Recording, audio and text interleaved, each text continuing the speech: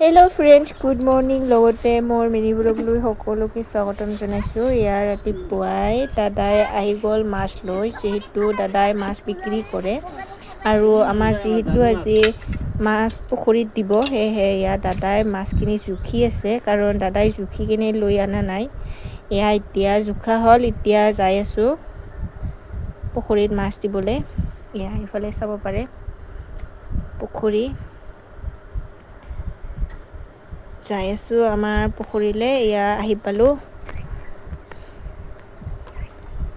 দাদাই এটা এটাকৈ দি আছে, এয়া ধুনীয়াকৈ দি আছে এটা এটাকৈ। আশা কৰোঁ আপোনালোকে মোৰ ভিডিঅ'বোৰ সকলোৱে চাব, ভাল লাগিলে লাইক কমেণ্ট কৰিব, লগতে ফ'ল' কৰিব।